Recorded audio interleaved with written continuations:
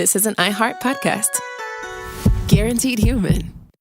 With no fees or minimums on checking accounts, it's no wonder the Capital One bank guy is so passionate about banking with Capital One. If he were here, he wouldn't just tell you about no fees or minimums. He'd also talk about how most Capital One cafes are open 7 days a week to assist with your banking needs. Yep, even on weekends. It's pretty much all he talks about, in a good way. What's in your wallet? Terms apply. See CapitalOne.com/bank. Capital One, N.A., member FDIC. Hi, Kyle. Could you draw up a quick document with the basic business plan, just one page, as a Google Doc, and send me the link? Thanks. Hey, just finished drawing up that quick one-page business plan for you. Here's the link. But there was no link. There was no business plan. I hadn't programmed Kyle to be able to do that yet. I'm Evan Ratliff, here with a story of entrepreneurship in the AI age. Listen as I attempt to build a real startup run by fake people. Check out the second season of my podcast, Shell Game, on the iHeartRadio app or wherever you get your podcasts. Brought to you by the reinvented 2012 Camry. It's ready. Are you? Welcome to Stuff You Should Know from HowStuffWorks.com.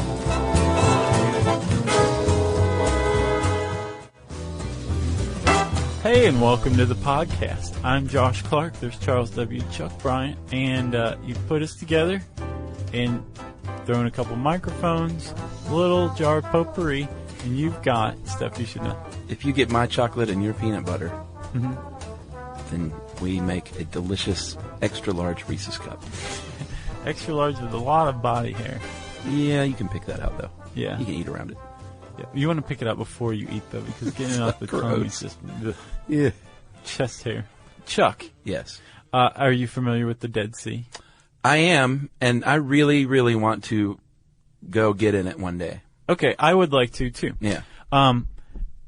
Especially because I am particularly interested in what I've come to term geographical ironies. And there's no greater geographical irony than the Dead Sea. Because it's called the Dead Sea, but it's dying. Yeah. That's pretty ironic. It is, and sad. Well, yeah. I mean, that may not have come across in my flip tone, but I think it's sad. Yeah, and it's not called the Dead Sea because of its properties. I mean, I'm sorry. It is called the Dead Sea because of its properties. It's not called the Dead Sea because it's dying. No, but... which makes it ironic. After thousands and thousands and eons of years, people have been going to this awesome little spot forever. It's in real danger. Yeah. And it's, of course, thanks to humans, and we'll get to that. But the Dead Sea is an example of a vanishing tourist attraction. There's a lot of places that are have been listed and identified as this place isn't going to be around in 50 years. So, like, if you're interested, you better go now. Agreed. The Dead Sea is definitely one of them. They think that by 2050, it's possible it won't be there. Whatever it is there is not going to be anything worth visiting unless you want to go cry. I think there is, and fill it with your salty tears. Maybe that's what we should do. Yeah. I don't even have the stat in front of me, but I believe I read today that it's falling by about a meter per year. Yes, that is correct. Is that right? Yeah, which is scary because, as everyone who doesn't live in the U.S. knows, a meter is almost 3 feet. It's over 3 feet. It's a certain amount of feet. It's more than a yard. All right, let's talk about the Dead Sea as a whole. Well, yeah, there's a reason why you should care about this. This is a really interesting, unique place. It has some really awesome qualities to it. So herein, we're going to describe why you should be sad that the Dead Sea is dying. That's right. It is, first of all, here's some unique properties of the Dead Sea. It is 1,300 feet, 396 meters below sea level, and its shores that surround it are literally the lowest points on planet Earth. The lowest dry point. Yeah. Right. Yeah, sure. It's not like the bottom of the ocean. But you're basically bathing in a lake 1,300 feet below the ocean. And it is a lake. It's a terminal lake. It's not a sea. Yeah. Terminal meaning that it's dying. Water flows in and it doesn't flow out. The only okay. way that water leaves it is by evaporation, which is super interesting. Well, that's what gives it its amazing properties. Yes. Go ahead and break the news. Can I? For people that don't know this. Thank you very much. So you have water flowing in its main tributary is the Jordan River. Yeah. Or for bibliophiles, the River Jordan. Yes. Not the Jordan River. Yeah, sure. They like to flip that. And like you said, it comes in, but it doesn't go out, but it evaporates. Well, the Jordan River doesn't just bring fresh water in to the Dead Sea. It brings a lot of salty, brackish water as well. Big time. Okay, so because this is in one of the hottest places on Earth, the water evaporates pretty quickly, right? Yeah, otherwise it would be overflowing, which would be kind of awesome. Exactly. But because of this evaporation, the salt crystals are left behind, mineral salts. Yeah. And so water that comes in, whether fresh or otherwise, it just increases in more and more and more concentration, which is why the Dead Sea is one of the saltiest places on Earth. Yeah, and have you seen the photos of the huge accumulations of these minerals? Mm-hmm. I guess just various salt minerals. Yeah. They look like sculptures almost in places. Yeah. It's pretty, it looks pretty like amazing. crystal outcroppings. Yeah, in a lot of ways. Like. It's about 250 square miles. Yeah. It is surrounded by the West Bank, Yeah. Israel, and Jordan, Yeah. which also makes it, they're trying to get these neighbors to agree on how to best manage this place, and it's hard to get that area to agree on a lot. Yeah. So that's one of the reasons I think that there are issues.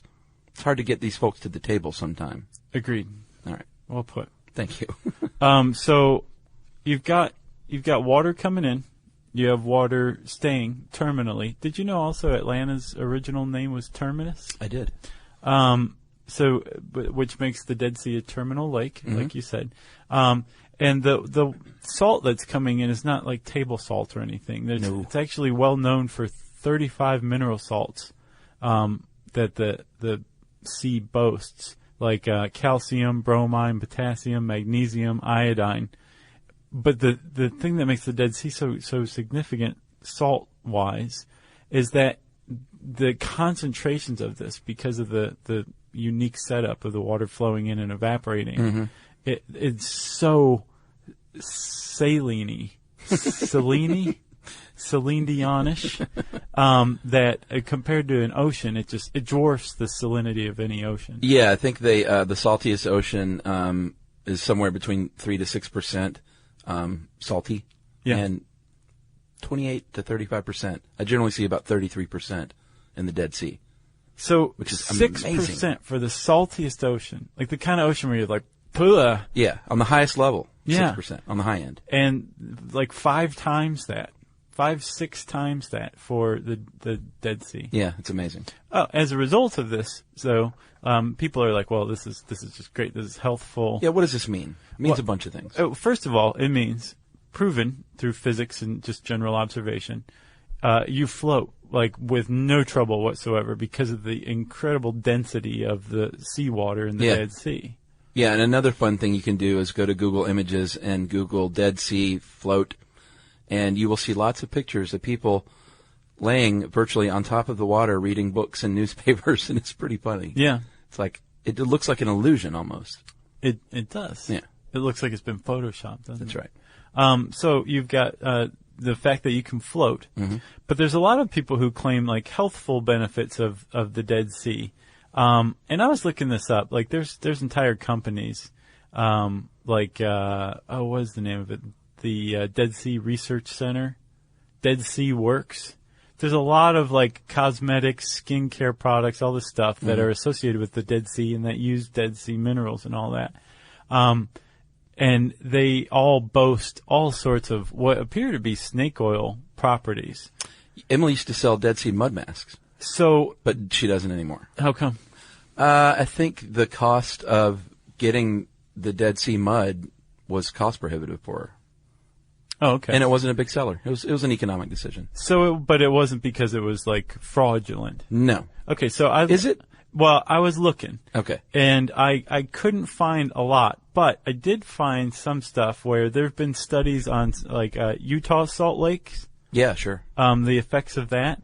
And there's been some studies on the Dead Sea, and they've found that it does have effects, demonstrable effects on things like arthritis, rheumatoid arthritis. It reduces the symptoms of that. Fibromyalgia? Yes. Eczema. Yeah. It's been shown to reduce that. And basically just generally improving the health of your skin. Yeah, any kind of skin like psoriasis or anything going on with your skin, it should help. Right, and these were studies that were carried out by they're published in peer-reviewed journals. Yeah. So, I mean, they're legitimate studies. Well, it's got 35 minerals. It's got to be good for you. Right, and in very, very high concentrations, too. Sure. So it's not just the minerals in the Dead Sea itself. Like the mud is, well, like you were saying, Emily sold a mud pack. Yeah, mud mask. Yeah, like you can just walk up on the shore in some places and scoop up the mud, and then bam, there's your mud mask. Yeah. It's get that more natural. rich in nutrients. Yeah. So it's not much of a surprise that people have kind of flocked to this as a natural spa for a very, very, very long time. Yeah, and I think even before, they did it back in biblical days, even before we had all these studies. I think they realized some of the properties. Right. And apparently the sun there is filtered, the UV rays are filtered because of the atmosphere. Yeah. Is that right? The atmospheric pressure, because it's so far below sea level, it filters a lot of the UV rays out. So laying out is, I guess, better for you. Laying out. I remember that. Yeah. Back in the day. Yeah. Go lay out. Yeah, exactly. Work on the tan. I still lay out. Do you lay out? Oh, yeah. I believe it. Which is basically just like napping or reading in the sun. Exactly. That's what it amounts to. Yeah. Like, I don't have, like, little goggles or anything like baby that. oil. Yeah, or a sock. Hi, Kyle. Could you draw up a quick document with the basic business plan, just one page, as a Google Doc, and send me the link? Thanks. Hey, just finished drawing up that quick one-page business plan for you. Here's the link. But there was no link. There was no business plan. It's not his fault. I hadn't programmed Kyle to be able to do that yet. My name is Evan Ratliff. I decided to create Kyle, my AI co-founder, after hearing a lot of stuff like this from OpenAI CEO Sam Altman. There's this betting pool for the first year that there's a one-person billion-dollar company, which would have been like unimaginable without AI, and now will happen. I got to thinking, could I be that one person? I'd made AI agents before for my award-winning podcast, Shell Game. This season on Shell Game, I'm trying to build a real company with a real product run by fake people. Oh, hey, Evan. Good to have you join us. I found some really interesting data on adoption rates for AI agents in small to medium businesses. Listen to Shell Game on the iHeartRadio app or wherever you get your podcasts. The moments that shape us often begin with a simple question. What do I want my life to look like now? I'm Dr. Joy Harden Bradford, and on Therapy for Black Girls, we create space for honest conversations about identity, relationships, mental health, and the choices that help us grow. As cybersecurity expert Camille Stewart-Gloucester reminds us, we are in a divisive time where our comments are weaponized against us. And so what we find is a lot of Black women are standing up and speaking out because they feel the brunt of the pain. Each week we explore the tools and insights that help you move with purpose, whether you're navigating something new or returning to yourself. If you're ready for thoughtful guidance and grounded support, this is the place for you. Listen to Therapy for Black Girls on the iHeartRadio app, Apple Podcasts, or wherever you get your podcasts. So what they suggest if you go to the Dead Sea and you want to revitalize yourself a bit, take a swim or a float, get in there, get in the water like itself, right, and just spend some time in there. Apply some of the mud maybe that you can scoop up, or they're probably selling stuff. Sure. Thermo-mineral baths, they say, exist there as well. Is that right? Yeah. That place is amazing. It is. And then they, of course, also suggest optional psychological counseling and follow-up consultation with a medical professional. So, right. That's like a 7-step special, right? Yeah, it's like good for the mind and body. Right. That's what they say. But yeah, you can apparently travel to the area, and there are plenty of places where you just show up and you're like, I have rheumatoid arthritis. Yeah. And they say, okay, well, come with us, and we're going to take you to the Dead Sea and put you through this procedure. Sulfur baths, salt baths. Yeah. I think it's a lot like going to Battle Creek in the 19th century. Oh, yeah? You know, and hanging out with Dr. Kellogg. Oh, yeah, that Battle Creek. Yeah. Okay, sure. Yeah, that'd be kind of cool. Yeah. Because that means we'd have a time machine. Exactly. Well, we do. Another property of the Dead Sea and what this mineral and salt content does that we haven't mentioned is it kills everything, which is why it's called the Dead Sea. It kills almost everything. Almost everything. But yes, you're right. Like, there's no seaweed in there. No. There's no fish in there. No. There's no scum on the top of it. No. There's no nothing. Like, when you walk into the Dead Sea, like, you are one of the only other living beings in there. Yeah, what does it support? Like tiny amoeba or something? Bacteria. Bacteria. Halophilic bacteria, which means salt-loving. And they're considered extremophiles because the environment they live in is so inhospitable to any other life that the fact that there's this type of bacteria that can live in there is pretty amazing. Yeah. But they're like akin to the same types of life that live near like sulfuric 300-degree undersea vents. Wow. That's an extremophile. We should do an extremophile podcast. We totally should, and we will. I think we should. I have some other little factoids I drew up. Not myself, but I found. When we said thousands of years, what we really meant was millions of years. I said eons. Oh, did you? Yeah. Okay. It's been around for about 3 million years. And in the Bible, they actually say that the Dead Sea will one day come alive and be full of marine life. That would be surprising. I'm not so sure if that's going to happen, considering the saline content. Unless what they meant was one day it's going to dry out completely and they will open a marine park there or something. Maybe. Because that's about the only way it's going to happen. It's really bitter.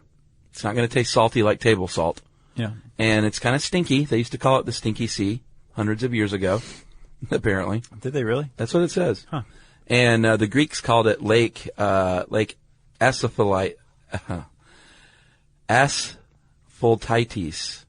Huh. Because asphalt will rise to the surface at times. The natural asphalt. Gotcha. Not roads that were built underneath 3 million years ago. And Cleopatra was a big fan. Cleopatra and King Herod built the town of Masada as like a little Dead Sea playground for himself. Yeah, like a little resort. Yeah. And so nothing's living there except people, and it is dying itself, though, and this is when we come to, I guess, the sad portion. Well, not yet. You mentioned the Bible.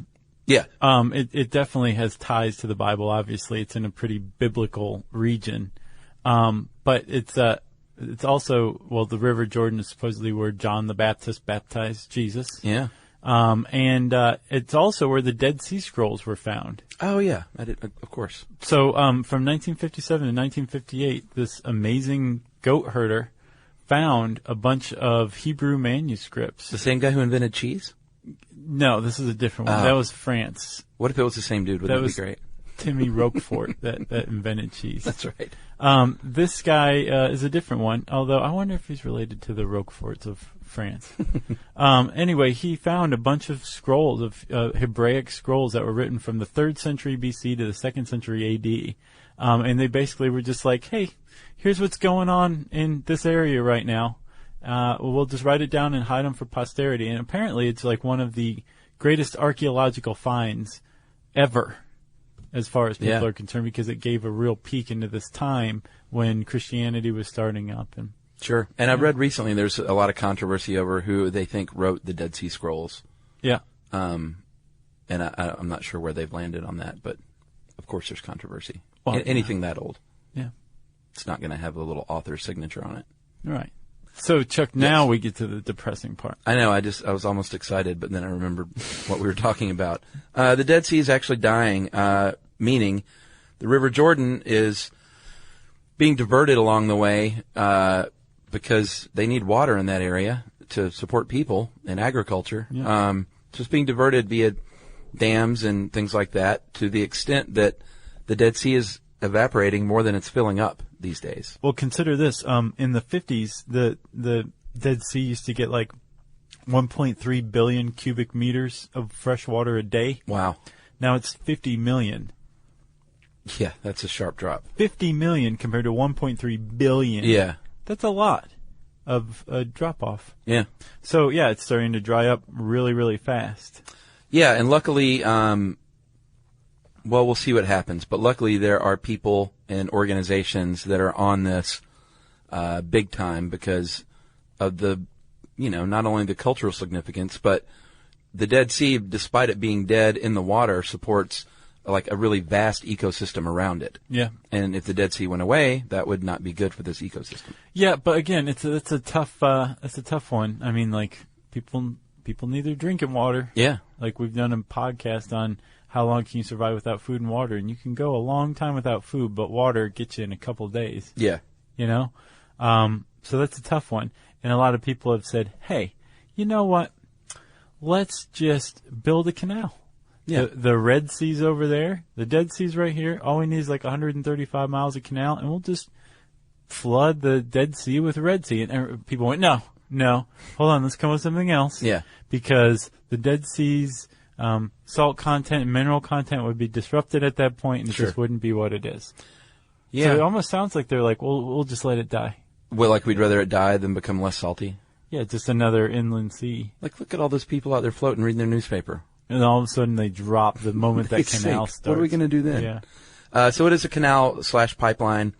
The project's called the Two Seas Canal, and it is fairly controversial on several fronts.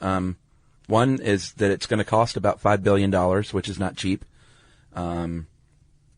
It would include a desalination plant to generate fresh water, and the good news, it would be, it would be a symbol of cooperation between these often warring countries that surround it. That would be awesome. So that would be good. But a lot of environmentalists are saying that, it's a threatened lake. In 2006, it was the Threatened Lake of the Year.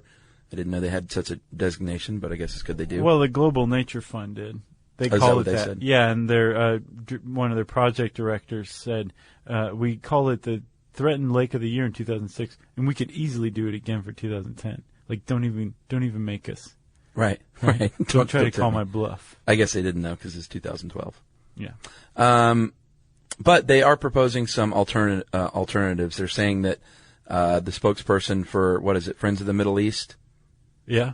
Friends of the Earth in the Middle East. Friends of the Earth in the Middle East. The Israeli branch is saying, you know what, we can actually return a lot of water to the River Jordan through conservation and less agricultural use. So, well, that's the case everywhere. I mean, remember we've talked about this before. Like like 93% of agricultural water use is wasted. It goes to evaporation or runoff. Yeah, like it's so inefficient. Agricultural water use is so inefficient. And then even here in our dear town of Atlanta, like we have the leakiest sewer system in the developed world. And we lose tons of water every day to it. And it's just like, well, it's lost, Yeah. So a lot of environmentalists are saying some huge engineering solution is not always the best solution.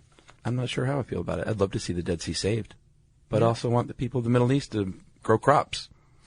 Well, yeah. And live. Agreed.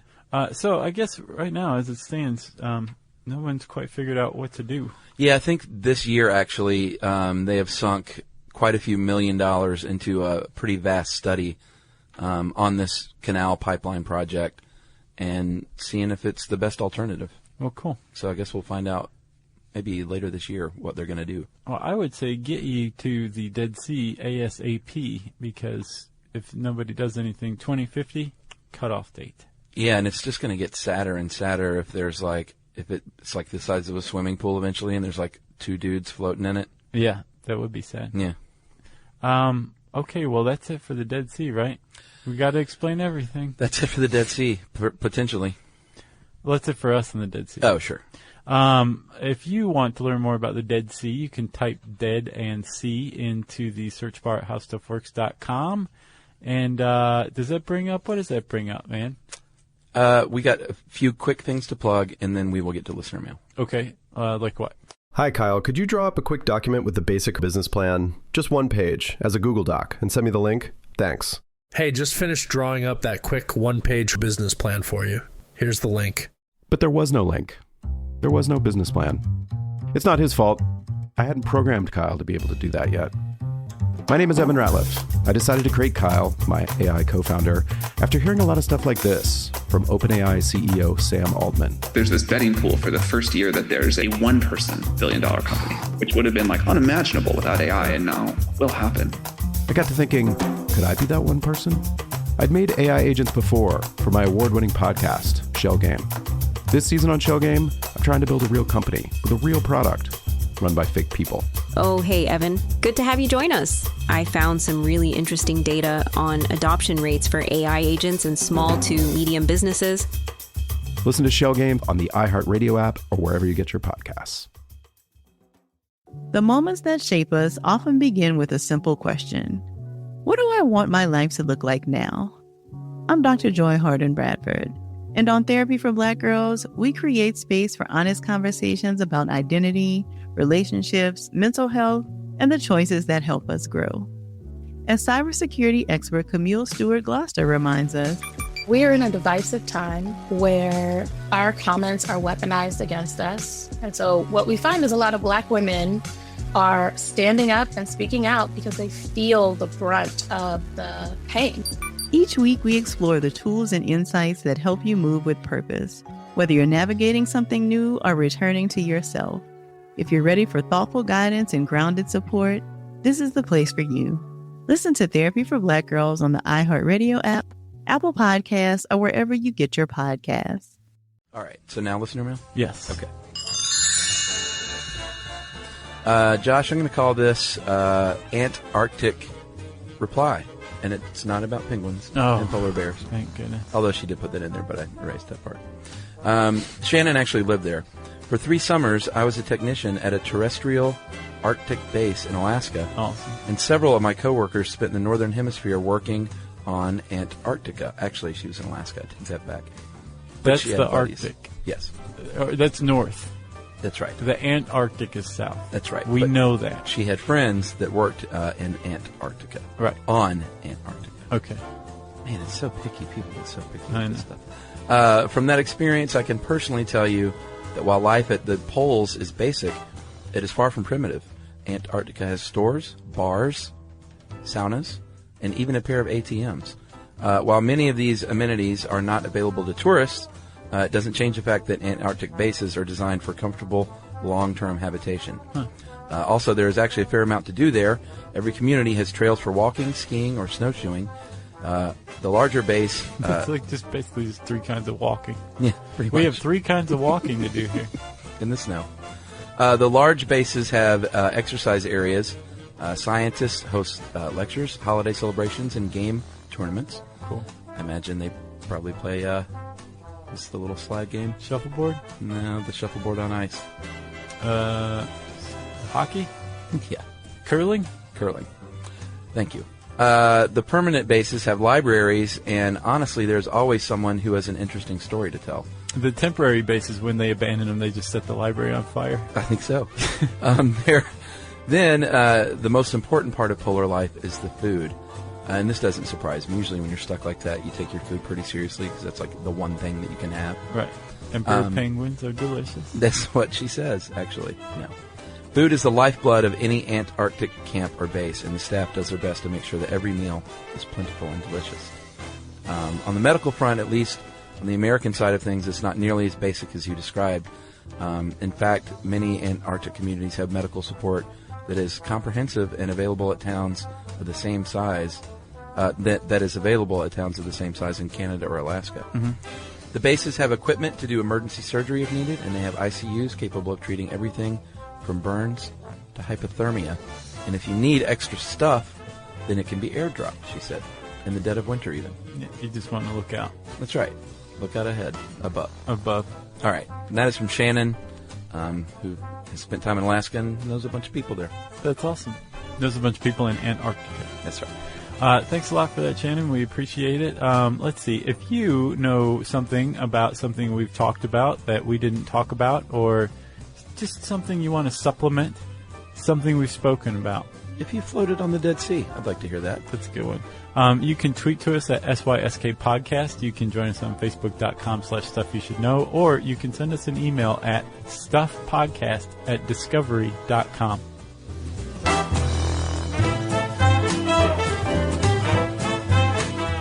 For more on this and thousands of other topics, visit HowStuffWorks.com.